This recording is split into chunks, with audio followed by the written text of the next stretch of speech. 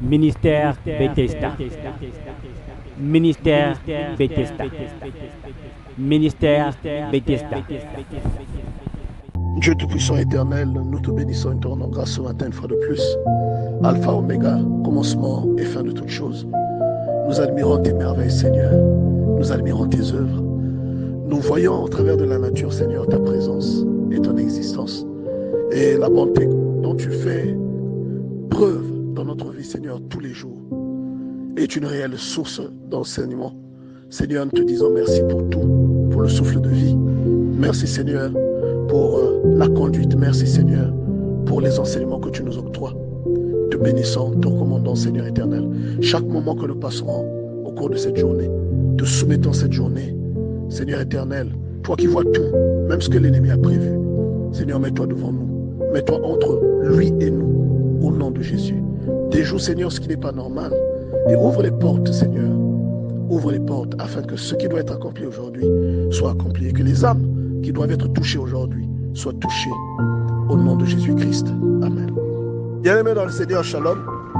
Bien-aimés, l'épreuve est l'adversaire le plus redoutable du croyant. L'épreuve est l'élément principal qui freine la croissance d'un croyant. Je répète, l'épreuve est l'élément principal qui freine la croissance d'un croyant. Et beaucoup de croyants n'ont pas cette culture et beaucoup de croyants réagissent négativement aux épreuves. Cela est dû à un manque d'enseignement parce que lorsque vous allez dans la Bible, la plupart des personnes qui ont vécu ces choses merveilleuses avec Dieu ont traversé beaucoup d'épreuves. Et lorsque nous sommes enseignés, nous savons comment réagir devant une épreuve. Il y a des choses qui ne marchent pas dans votre vie simplement parce que vous avez mal réagi à votre épreuve. Il y a des situations qui ne changent pas parce que vous avez échoué dans l'épreuve que Dieu a mis devant vous. Et l'illustration que j'aimerais vous donner, c'est imaginez un peu que Job ait eu une réaction négative à l'épreuve qu'il avait eue. Bien aimé, il serait mort dans l'épreuve qui était arrivée dans sa vie. Imaginez un peu, bien aimé dans le Seigneur, les enfants d'Israël. La Bible déclare qu'ils ont fait 40 ans dans le désert parce qu'ils ont mal réagi à cette épreuve qui était le désert. Et donc j'aimerais t'enseigner aujourd'hui, bien aimé dans le Seigneur, quelque chose de particulier à propos de l'épreuve. N'oublie pas que l'épreuve vient avec une férocité redoutable. Mais en réalité, l'épreuve n'a jamais la force de te détruire. Non. Donc, ce qui permet à l'épreuve de prendre le dessus sur toi, c'est l'attitude que toi, tu as dans cette épreuve. Et regardez ce qui est dit sur l'épreuve. Regardez la description de l'épreuve dans 1 Samuel chapitre 17, verset 4. Vous allez voir qu'on est en train de décrire un homme qui s'appelle Goliath. Il est en train de sortir du camp des Philistins. La Bible déclare qu'il se mit entre les deux armées. Et j'aimerais rappeler à quelqu'un aujourd'hui que tu es en perpétuelle guerre dans ta vie en tant que chrétien. Le diable te combattra toujours. Et ce par quoi il va t'atteindre, quelquefois, ce n'est pas parce que tu es un pécheur.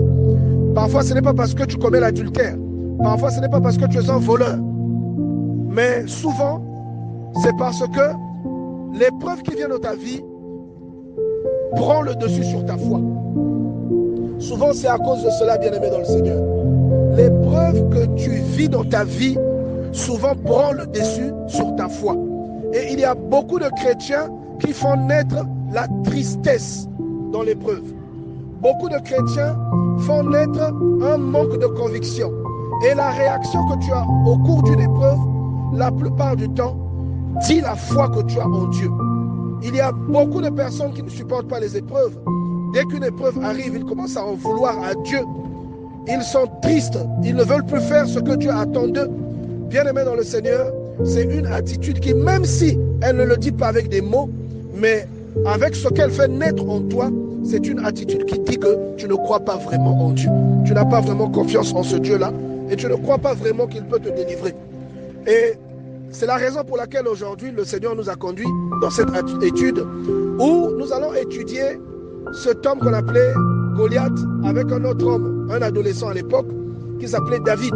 Vous voyez bien que les forces ne semblaient pas équilibrées. Mais la victoire de David dans ce récit nous démontre que la victoire d'un homme dans une épreuve vient de Dieu et non de lui-même. Bien aimé, il y a beaucoup de manières d'être fidèle à Dieu. Le péché ne consiste pas seulement dans les défauts que nous avons commencé à citer depuis le début de l'enseignement. Mais d'après la Bible, même le manque de foi, la colère, la tristesse et la frustration sont un élément qui nous sépare de Dieu. La Bible déclare que nous n'avons pas reçu un esprit de peur. Donc la peur, quelquefois, peut aussi être un élément qui va faire naître la frustration. Et Dieu interprète la peur devant l'épreuve comme un manque de foi. Le doute devant l'épreuve comme un manque de foi. Il y a quelqu'un qui ne sait pas ou qui ne croit pas que Dieu le délivrera de la situation dans laquelle il se trouve. Et lorsque tu vois ton épreuve, regarde la description que l'on fait de Goliath.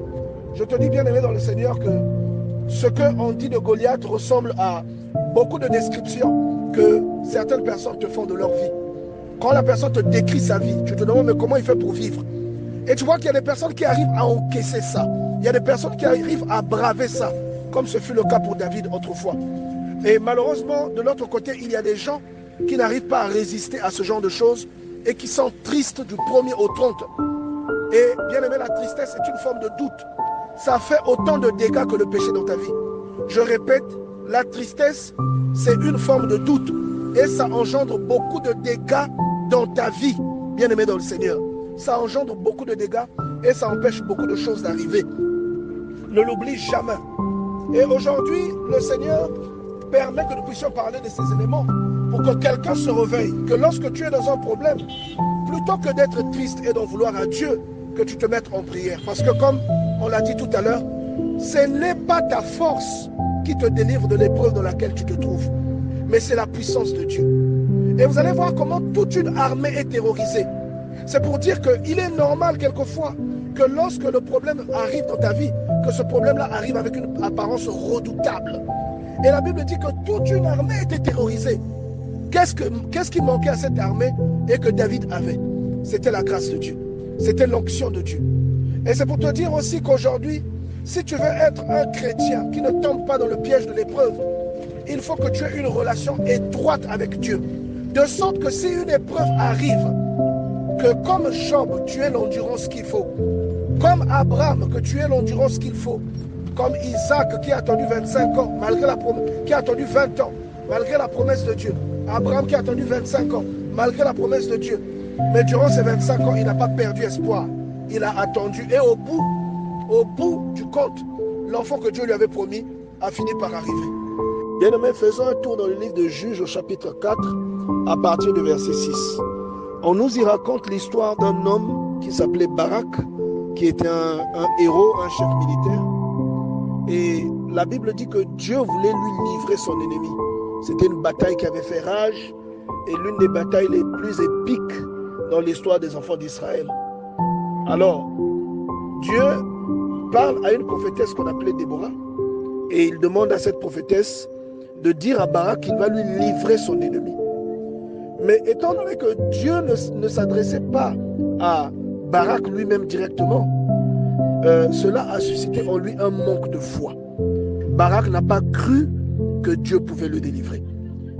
Et ce genre de réaction arrive à beaucoup d'enfants de Dieu qui entendent la parole de Dieu, qui quelquefois reçoivent des rêves de la part d'un bien-aimé qui a rêvé, qui a dit que Dieu, cette année, va te donner un enfant.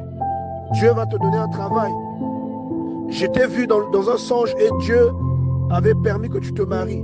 Et il y a beaucoup de personnes qui ne croient pas en ce genre de révélation parce que ce n'est pas arrivé à leurs propres oreilles, parce que Dieu n'a pas permis qu'ils soient eux-mêmes les témoins de cette vision. Et tout comme ici, Barak n'a pas cru dans ce que Déborah lui avait donné comme prophétie. Et il dit que si tu ne viens pas avec moi, puisqu'il se dit que Déborah est une femme qui a l'onction de Dieu, il dit, si tu ne viens pas avec moi, je n'irai pas me battre moi non plus. Et Déborah lui dit, j'irai avec toi, mais cette gloire ne te reviendra pas. Donc Dieu voulait faire de Barak un héros. Il voulait faire de Barak le héros de cette situation. Mais parce qu'il n'a pas eu foi en Dieu, Dieu a pris cette gloire et il a donné ça à une femme. Il a permis que Sisera soit tué par une femme. alors que cela aurait élevé Barak à un niveau vraiment haut. Par rapport à la vie qu'il menait, il serait devenu un héros dans le pays d'Israël. Et beaucoup d'enfants de Dieu vivent ce scénario, bien-aimé dans le Seigneur. Le manque de foi retarde ta croissance spirituelle. Le manque de foi tue ta progression dans la foi. J'étends maintenant un œil dans le livre de 1 Samuel, le chapitre 17, où la Bible dit, le Philistin, c'est-à-dire Goliath, dit encore, je jette en ce jour un défi à l'armée d'Israël. Et l'armée d'Israël, c'est tout ton corps, c'est toi, tel que tu es là, ton corps, ton esprit et ton âme. Il dit, je jette un défi à l'armée d'Israël en ce jour. Et il dit, donnez-moi un homme et nous nous battrons ensemble. Et l'homme là, c'est une qualité qui est en toi, qui va défaire ton problème, qui va défaire ton adversité, qui va défaire le challenge qui vient dans ta vie, qui va défaire la situation négative qui est en train de surgir dans ta vie. Et il dit, si il me tue, nous vous serons assujettis. C'est-à-dire que si tu arrives à vaincre ce problème, tu arrives à vaincre cette tribulation, tu deviendras maître de cette tribulation. Mais il dit, si je l'emporte sur lui et que je le tue, vous nous serez assujettis et vous nous servirez. C'est ce qui se passe aussi dans ta vie. Lorsque tu tombes devant un problème, lorsque tu tombes devant des soucis, lorsque tu tombes devant une tribulation, tu deviens l'esclave de cette tribulation. Tu deviens assujetti à ce problème.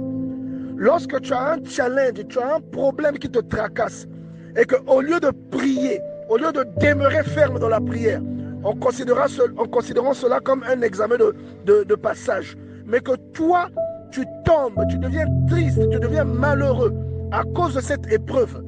Bien-aimé dans le Seigneur, la Bible déclare que tu seras assujetti à cette épreuve et que tu deviendras l'esclave de cette épreuve. Et Dieu permet que nous parlons de ces choses ce matin pour apprendre à quelqu'un à mieux gérer ses émotions dans une épreuve. Tu n'arrives pas à avoir le travail que tu cherches.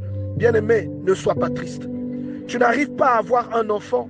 Tu n'arrives pas à te marier. Ne sois pas triste. Regardez ce passage de 1 Samuel 17, verset 24. La Bible dit que à la vue de cet homme, donc à la vue du Philistin, qui symbolise le problème par lequel tu es en train de passer, qui symbolise l'épreuve qu'il y a dans ta vie, la Bible dit, tous ceux d'Israël s'enfuirent devant lui et furent saisis d'une grande crainte. Vous voyez? Tous, c'était des soldats. Et la Bible dit qu'ils s'enfuirent. La Bible précise que David avait entendu tout ce que cet homme avait dit. Et c'est David qui est un petit berger qui va commencer à reconforter le peuple. C'est David qui est un berger qui va dire, moi je vais aller me battre avec lui. Voyez, et Dieu a besoin d'un David en toi. Dieu a besoin de David autour de nous. Des personnes qui ne tremblent pas dans une épreuve, qui ne sont pas épouvantées par la situation qui vient dans leur vie. L'épreuve fait autant de dégâts dans ta vie que le péché. L'épreuve te sépare autant que le péché te sépare de Dieu. Parce que la façon dont tu réagis dans l'épreuve détermine ta conviction. Elle détermine la foi que tu as en Dieu. Et la Bible dit que sans la foi, il est impossible de croire, de plaire à Dieu.